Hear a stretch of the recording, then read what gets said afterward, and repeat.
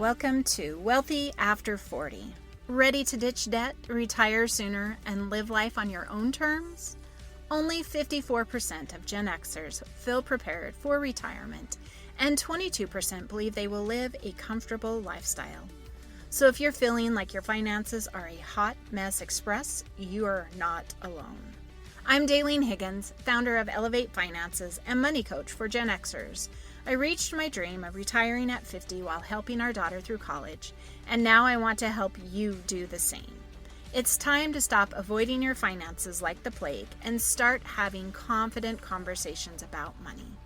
Join me every week to talk about personal budgeting, debt payoff, saving for retirement, money mindset, and leaving a legacy for future generations.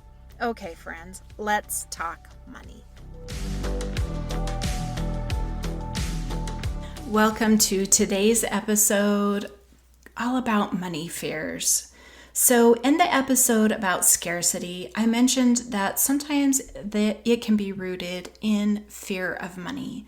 So today's episode will explore that further and letting you know the types of fears and how to recognize the fears within yourself.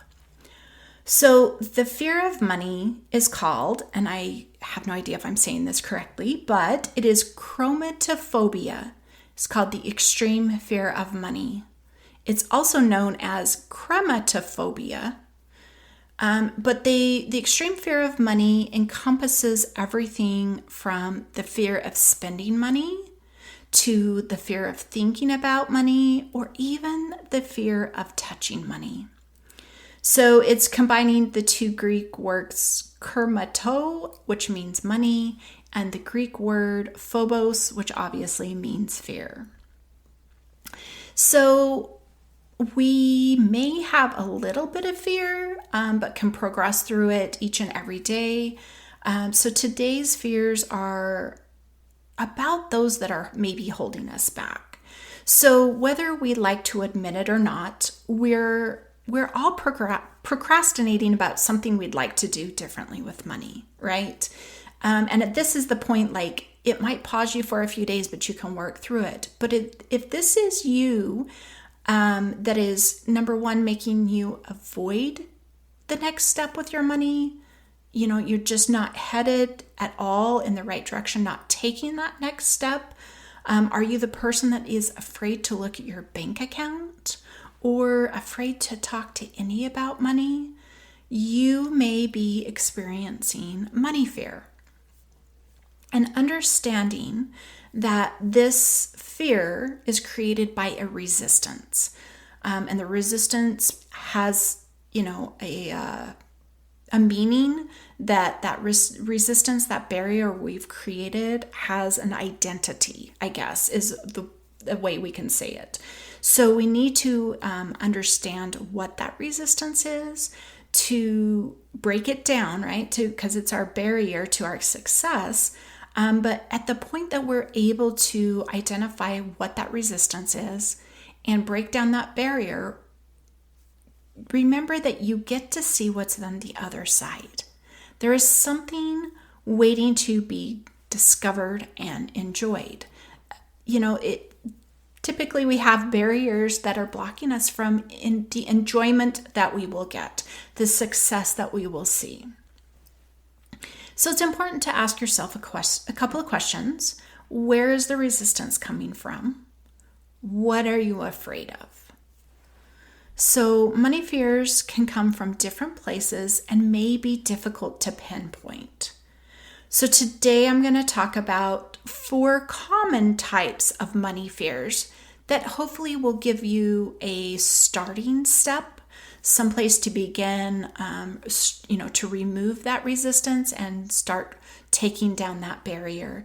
Understand though, you won't just have one, or you might just have one, but what I'm saying is sometimes you might identify with all of these. So at the end, I'll explain how to work through that. But first, I want to just describe, what they are and how we know if we have them. So first, the 4 types of money fears are fear of power and authority, fear of the past, fear of being responsible, and fear of failure. So these are the 4 common types, and I will break each one down and help you try to understand how to determine which fear you may be faced with. So fear of power and authority, this comes from black and white situations, right? Maybe you were raised in a home where everything was good or bad, you won or lost, it was right or wrong. Nobody fell outside of those boundaries, right? It was 1 or 2. There was no gray area. There was no third option. And when money gets misidentified as being something that determines, right, how power, so you're saying money has power and no, money does not have power. That's your power and authority. It's also easy to think that money is the root of all evil, rich people are bad, or it's selfish to want more money. None of those are true. But if you are identifying with those 3 money stories, you probably have a fear of power and authority. This power of authority, like I said, it could come from childhood. Maybe you grew up in a militaristic type home or just a very rule following home, and that's carried forward. Or it could be even from a marriage or codependency type situation, right? With a partner or spouse. And maybe you're trying to move on from that, recognizing that, it's not always black and white. So learning that maybe that fear, think about your relationships, the situations, how things were delivered to you, and how you got to make choices in life.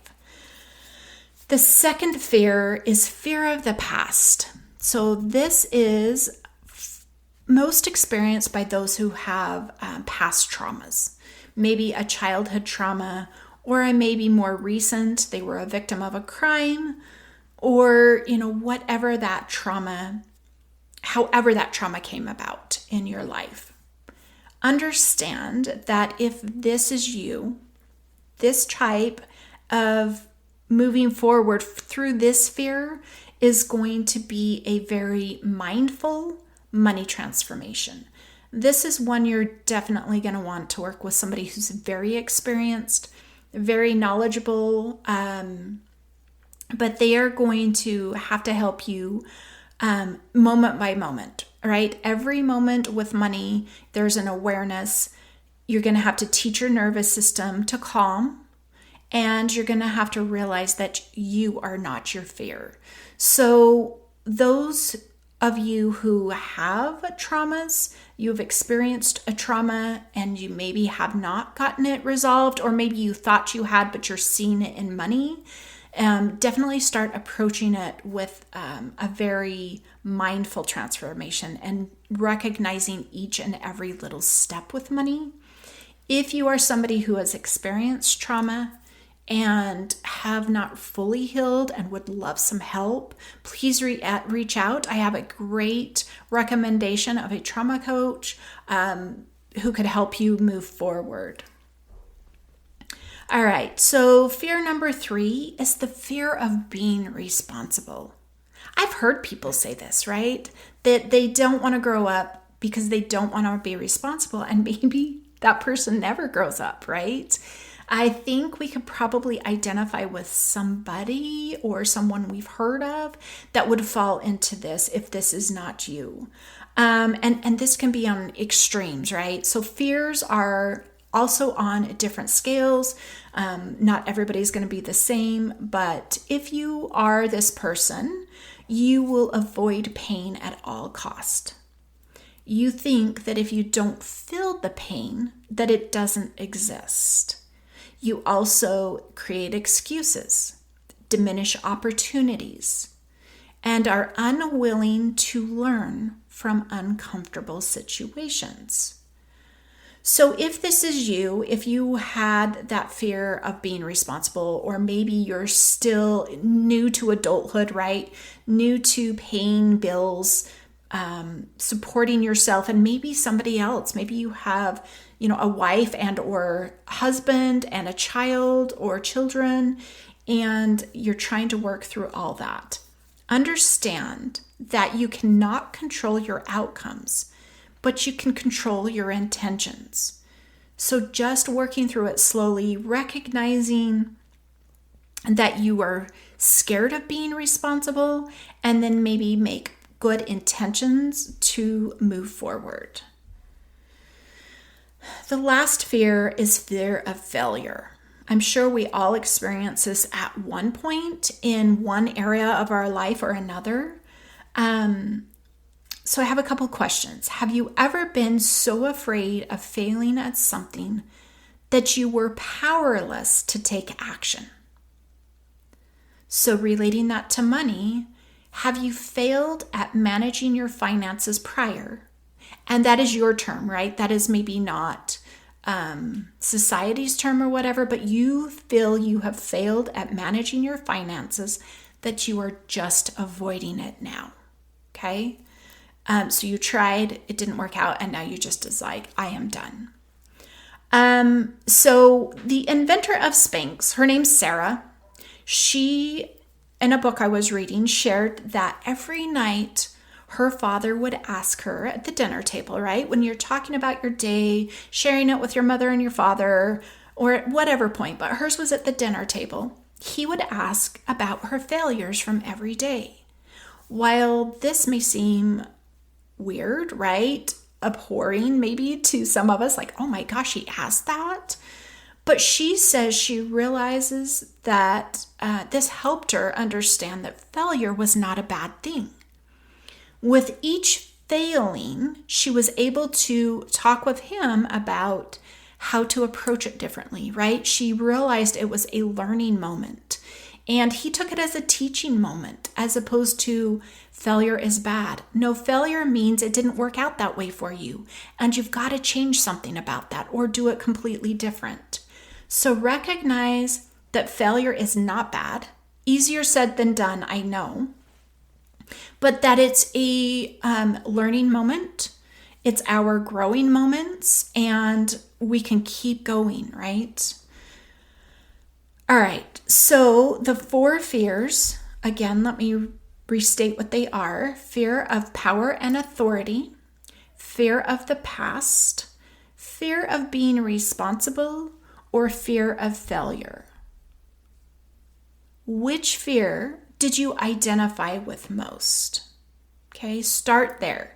Which one was like, yeah, that's me? Some of the others might have tickled the fancy, right? You might have been like, maybe. But the one that you're like, yeah, that's me.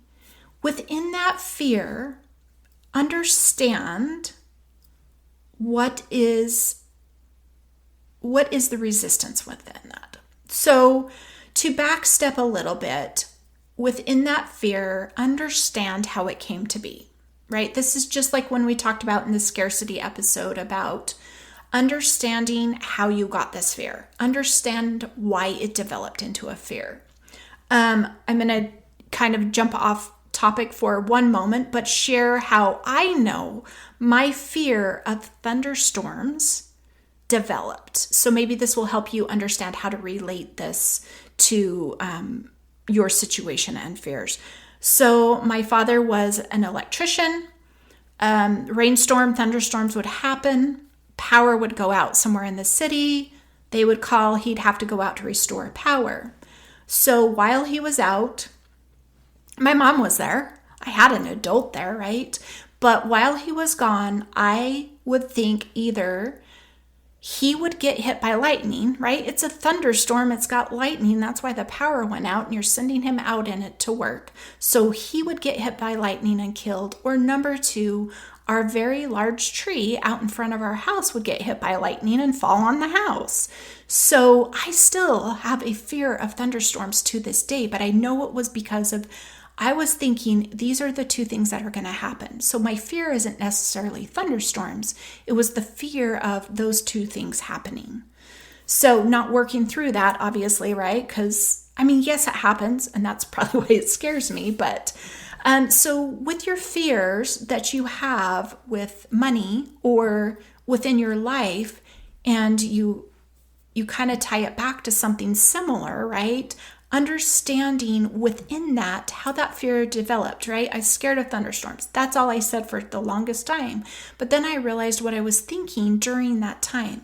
So power and authority, if you were married to somebody who was horrible, very controlling with money, what were you telling yourself within this? Or what was he telling you within this, right? That is what we're trying to dive into to understand more about how our fear has developed and recognizing what we're actually fearing.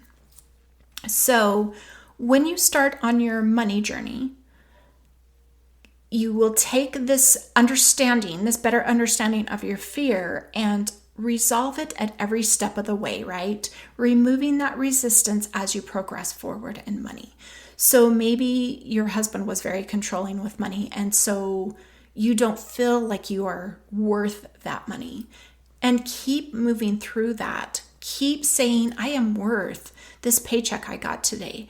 I am worth spending this money on whatever it is. So now that we've talked about what we're avoiding, what is the next thing that we need to do? I'm going to ask you 4 questions about 2 different situations. The now situation, where you are currently with this fear, and the future situation without this fear. Answer these 4 questions for both of those situations. What does it look like? In the now. What are you feeling like in the now?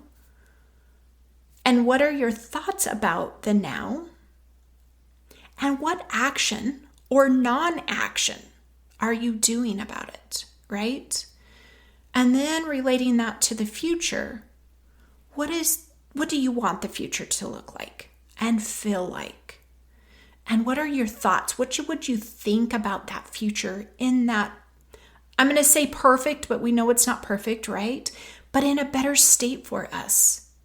What would your actions be within that future? Think about those. And then the next thing you need to determine is, what is the gap between the now and the future? What action or non-actions are you doing right now that need to change to take you to the future? Start thinking about how you're going to bridge that gap. Okay, if you're scared to look at your bank account, choose to look at it maybe if you're not looking at it at all, once a month. I know some people are going to go, that is not enough time. Understanding that this person we're talking to has a money fear, right? Take it in baby steps. What is that gap you're trying to cross? If it is a large gap, we have to go step by step. But start thinking about what you can do to start bridging that gap. Identify any problems or obstacles that are a part of your gap. And start taking the next step. Do you know how to start removing that resistance? Do you know how to take that next step? If not, let me help. I would love to be able to chat with you and help you determine how you approach it, right? What I perceive you're telling me and what you feel is the next step. And let me give you that confidence you need to start moving forward. Remembering that you may need to nurture and appreciate your past stages. So as you're healing this fear, you're going to go through the grief process, right? So recognize those feelings. They are valid, they are fine, and that means you're moving forward. So yet again, start with identifying the gap and see if you can identify one step that you can take to move forward. If you cannot identify one step, please reach out. Let's have a chat and I can help. So I hope this helps your understanding, whether it's for yourself or your children or maybe a coworker, family, friend. It's just always good to learn about these mindset ideas that people are dealing with that it's not about just the budget, right? It's not just about I need to track it. They are stuck in something completely different. I just did a guest interview that will be coming in the near future. And her talking about, we have a lot of practical strategies, right? Which is what I love to share. And it sounds easy, but there's also the mental. And digging deeper into the mental, which is helping you block those practical steps and those practical strategies. Have that understanding with others. If they don't appear the same as you with money, why you can't understand that, why they're making those horrible choices or whatever you're thinking that way, understand that they may be dealing with more, and give them the grace and let them know that they need to reach out for help. Help them find somebody to help them through this. So thank you so much for today's episode, being here for today's episode. It's not always a fun one, but I think it's enlightening, enriching, and it helps us all grow. Have a wonderful day.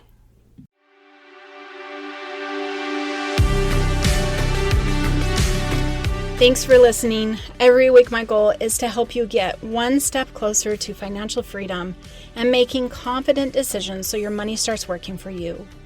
Do you have any questions from today's episode? Send me a message on Instagram. I'd love to help you gain more clarity around today's topic. Want more exclusive tips, trainings, and resources to help you hit your financial goals fast? Grab my free resource at elevatefinances.us/subscribe and join my free community to receive access to best tips, tools, and resources in your inbox weekly. And if you're looking for personalized support to get your finances on track for retirement, check out my website at elevatefinances.us to learn more about one-on-one coaching.